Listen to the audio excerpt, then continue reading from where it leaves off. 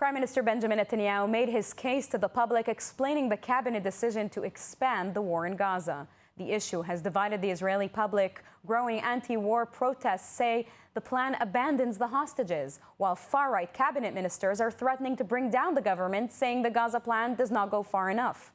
More from ILTV's Steve Leibowitz.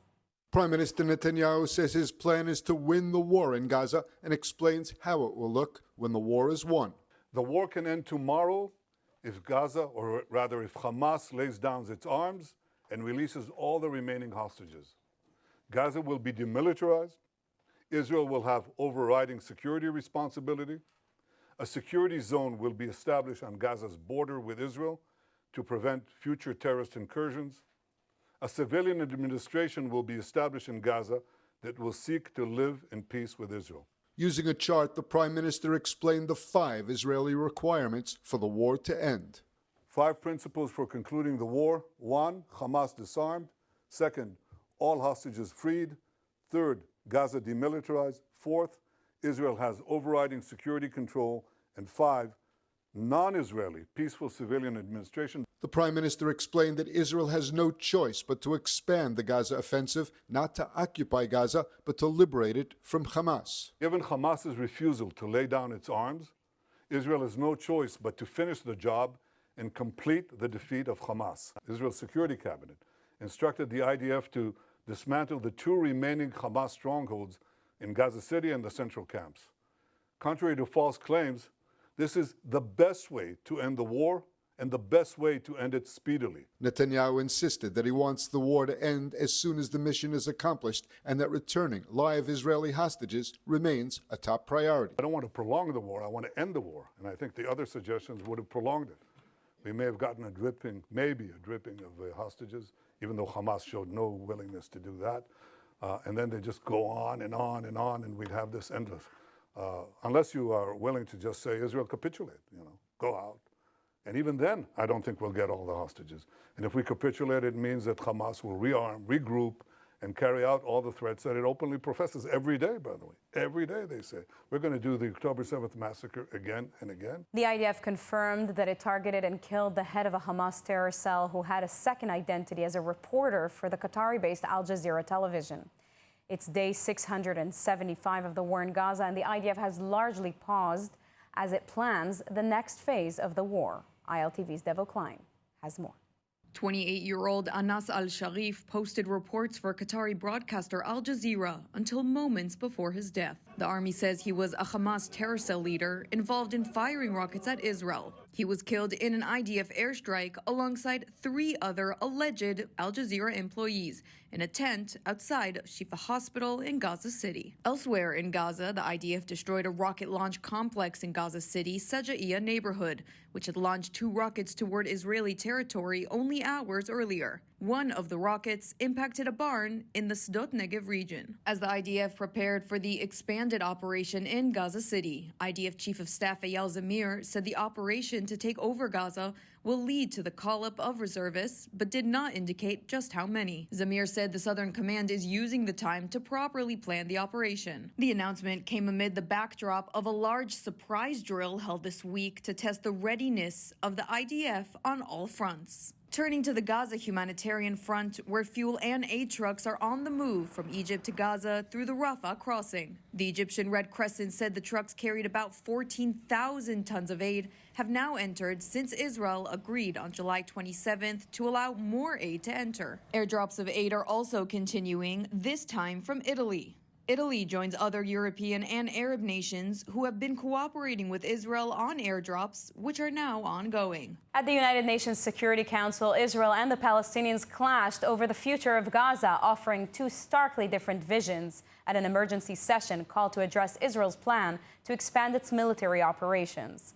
ILTV's Mayan Hoffman has more. The Security Council chamber in New York became the stage for 2 competing narratives on Sunday. One portraying Israel as an occupying aggressor, the other as a nation fighting to free Gaza from terror. The meeting was convened by France, Denmark, Greece, and Slovenia after Israel's Security Cabinet approved a push to gain military control over the entire Strip, following civilian evacuations from combat zones. Palestinian Ambassador Riyad Mansour claimed Israel's true goal is not to defeat Hamas, but to tighten its grip on Gaza and derail any chance of an independent Palestinian state. Israel is seeking to cement its full military control over the Gaza Strip and is prolonging this war not to end Hamas rule or to disarm it, but to prevent independent Palestinian statehood. From the Israeli side, Deputy Permanent Representative Jonathan Miller said the plan is not about occupation, but liberation. This is not conquest. Israel has no plans or desire to permanently occupy Gaza. This is liberation from a brutal terror regime. Miller outlined Israel's 5 principles to end the war: disarming Hamas, returning all hostages, demilitarizing Gaza, maintaining Israeli security control, and installing a peaceful civilian administration, neither Hamas nor the Palestinian Authority. Some council members echoed Palestinian concerns. The UK's representative called the decision wrong, warning it could endanger the hostages. Denmark decried the humanitarian toll, urging both sides to stop bringing peace in the rubble. UN Secretary General Antonio Guterres called the move a, quote, dangerous escalation. But the United States pushed back, saying such criticism plays into Hamas's hands. The most recent round of negotiations collapsed because Hamas drew encouragement from efforts to target Israel with libels and lies. Hamas refuses to accept a ceasefire and continues to torture the hostages. Washington warned that by spreading falsehoods and condemning Israel, the Council risked prolonging the war and rewarding the very group responsible for starting it on October 7th. As Israel prepares for its next move, the divide in New York underscored a broader global split over how to end the war and who should shape Gaza's future. The families of hostages are calling for a nationwide strike amidst the approved plans by the government to expand the war into Gaza City. ILTV's Shosh Bedrosian joins us with the latest. Shosh? Well, Sivan, the families of hostages, fallen soldiers, and victims of October 7th are calling for a nationwide strike to be held next Sunday as they fear this military expansion could harm the last remaining hostages that are being held somewhere in Gaza City, and that the operation will cause more IDF soldier deaths and injuries. The organized strike is being led by the October 7th Council, which are families affected by October 7th and the Hamas attack. For the last few days, massive protests have broken out in Tel Aviv in response to this renewed military expansion in Gaza City, with tens of thousands of people coming out to support the hostages, specifically in Hostages Square and at the IDF headquarters in Tel Aviv, to protest with the families of these hostages. It also comes on the backdrop of devastating images Hamas and PIJ released of hostages Ron Braslavsky and Evitar David. Now, Netanyahu spoke with foreign media in a news conference on Sunday, explaining that if Hamas simply released the hostages, the war would be over. The prime minister also directly spoke about the images Hamas released of David, who was forced to dig his own grave in a small, narrow tunnel. Despite Hamas's obstacles, 2 million people are now getting access to humanitarian aid. But I'll tell you who isn't. The only ones that are being deliberately starved in Gaza are our hostages. This is Evitar David. Look at his hand, at his arm. He's being deliberately starved by these Hamas monsters. And look at the Hamas captor. Look at the difference. He's eating, and he's eating well. And Sivan, there are reports circulating right now that a Hamas delegation arrived in Cairo, Egypt, in an effort to resume hostage and ceasefire talks, although Israel has not confirmed these conversations are currently going on in the background. Sivan? Thank you very much, Shosh. And joining me now to discuss all of this is former Chief of Staff of Prime Minister Benjamin Netanyahu, Ari Harrow. Thank you for joining, Ari. Hi, Sivan. Good to have you with us. Thank you. It's good to be here. Now, Prime Minister Netanyahu said Israel's military operations in Gaza will be wider and aim not at occupation, but at liberation. What does this mean in practice? What does Israel hope to achieve in this next stage, do you think? Well, I think the first question we need to ask ourselves is, does Israel want to accomplish something before soldiers enter Gaza City. Obviously, and you see it in the report that you shared just previously about the pending talks in Egypt, where Hamas is sending representatives. Qatar has already sent representatives. Clearly, the intention of Israeli military force into Gaza City and some of the refugee camps has moved Hamas, at least somewhat, to reconsider the previous offers that have been on the table for a ceasefire. So I think number one is that there is a possibility of reaching some type of ceasefire and some type of agreement before Israel actually enters Gaza City. Now, if we do enter Gaza City, I think that the goals have been made very clear for quite some time from this government. Obviously, it's bringing back the hostages and it's bringing an end to Hamas and whatever that takes. Mm-hmm. Now, Netanyahu reaffirmed the objective to complete the job against Hamas and to demilitarize Gaza. Do you believe that this is feasible? Well, I think that instead of questioning the future, we can take a look back at what's taken place over the last, nearly 2 years. 70% of Gaza, and Prime Minister Netanyahu shared it during his press conference last night, 70% of Gaza is currently under Israeli military control. By definition, that would mean that Hamas is not in any type of position to politically or administratively control those areas. And it also means that Hamas cannot threaten Israel from those areas. So in any event, what we're seeing is that 70% has already been destroyed and has already been taken care of. So can Israel finish the last 30%? The question is yes, or rather the answer is yes. The question is, what price will Israel have to pay in order to accomplish that? And the Prime Minister talks about a post-conflict Gaza being run by a civilian administration that's not tied to Israel and not Hamas, not the Palestinian Authority. Is this realistic, especially with more and more countries looking to recognize the Palestinian state, most likely with the Palestinian Authority in place? So it's very interesting when you take a look at the international scene and the movement towards Palestinian statehood recognition. What's so interesting is that most of the countries that have come forward with these statements are Western countries. They're European countries or other Anglo countries from around the globe. The countries that have not made those types of statements are Arab countries and Middle Eastern countries. I think that there's a very different realization in this part of the world as to what a state that still allows Hamas to exist in it, how that would affect Israel and how it would affect the region. So I think that the possibility of Arab countries, of neighboring countries, Gulf countries playing a role certainly does exist. In what capacity, I can't quite tell you, but I think that it is very telling to see who is siding with Israel in the current situation and who is moving towards Palestinian recognition. That's very interesting. Now, here in Israel, we saw large protests over the weekend. How much pressure do you think Netanyahu is under domestically? Is the public with him on this new move? Does it even matter? So I think every poll from October 7th till today, when it's asked in a very straightforward question, do you want the hostages to come home immediately? The answer is pretty close to 100%, meaning the response of the Israeli people is we want the hostages home immediately.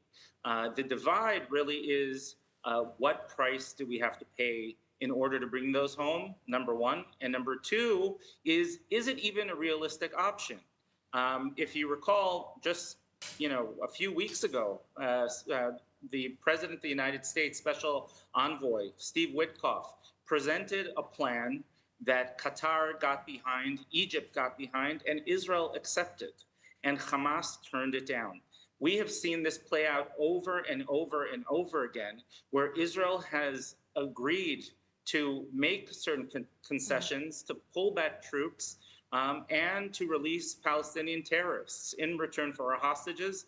And Hamas, with the backing of the Western countries that are now pushing for Palestinian recognition, have moved away from any type of concession on their part. So I think that the real question as to whether or not a deal can happen lies with Hamas and not with the decision makers in Jerusalem.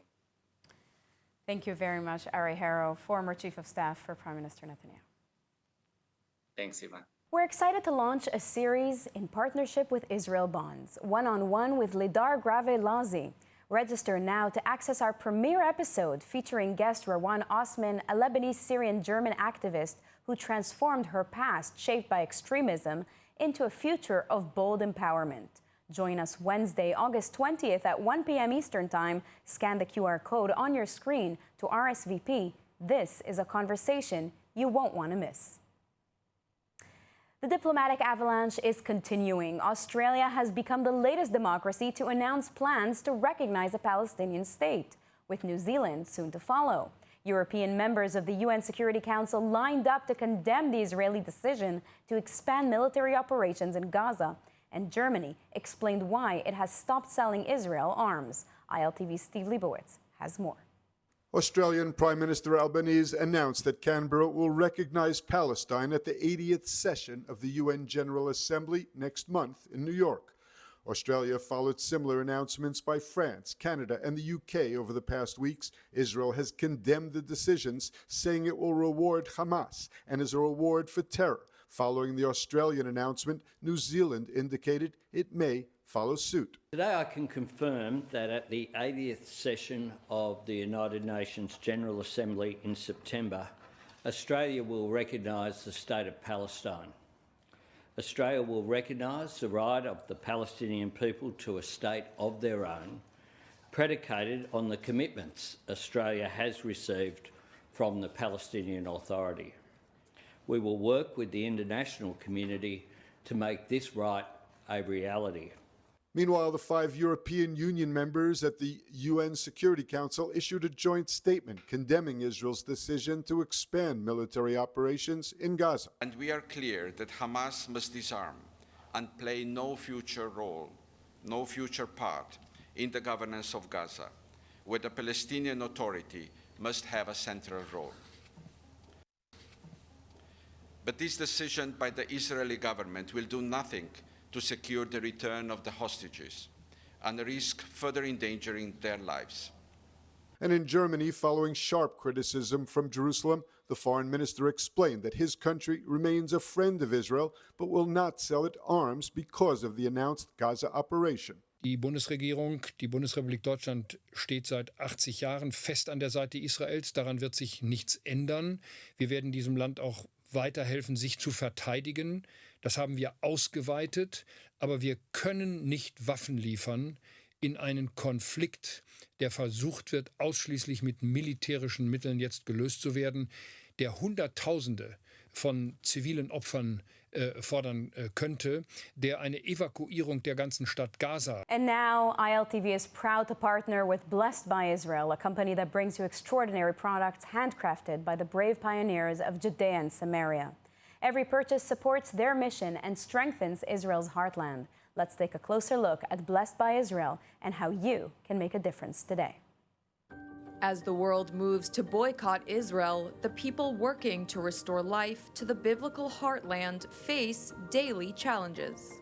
Blessed by Israel offers a simple way to support these efforts by bringing unique and beautiful products from Judea and Samaria directly to you. From the hilltops of God's land to your home, you can find exceptional items crafted by families and small businesses in the heart of Israel. With U.S.-based warehouses, Blessed by Israel ensures affordable prices and fast delivery. Choose from a range of products, including skincare, artisan flowers and foods, olive oil, tahini, honey, and much more. There are many great options for giving wonderful gifts to your loved ones. Visit blessedbyisrael.com to explore these products and discover the inspiring stories behind them. Scan the QR code on your screen to take part in fulfilling God's prophecies. The IDF will remain in the so-called Palestinian refugee camp areas of northern Samaria at least until the end of the year. That's the word from Defense Minister Katz, who announced that IDF raids had cut Judea and Samaria terror alerts by 80%. Troops are now being ordered to remain stationed in the problematic areas in Jenin, Tulkarem, and Nur al-Shams after a sweeping military offensive aimed at dismantling terrorist infrastructure in that area. Katz said that the camps, once a hub for attacks throughout Judea and Samaria, had operated under Iranian backing as a front against Israel. He said that recent IDF operations resulted in the evacuation of residents, the elimination of terrorists and terror networks. As a result of the actions, Katz claimed that there is no terrorism in the camps, and the aggressive pursuit of the terrorists led to the arrests of 70 wanted men and dozens of weapons in the past week alone. As part of the crackdown, IDF troops searched more than 50 villages. Israel is experiencing a wave of historic heat, with temperatures breaking records across the country in the Jordan Valley and near the Sea of Galilee. Thermometers are set to soar past 50 degrees Celsius, 122 Fahrenheit, for the first time in decades.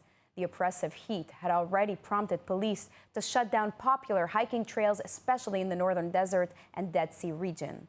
With forecasts warning of more intense temperatures, humidity, and even flash floods in some areas, authorities are urging the public to take precautions now.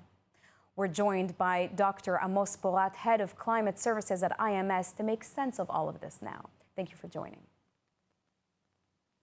Thank you. Good afternoon.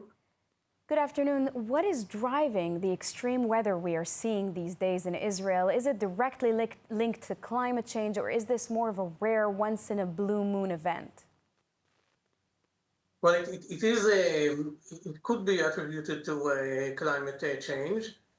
It is a summer heat wave caused by air descending from upper layers of the atmosphere, and the lower layers experiencing a weakening of the sea breezes.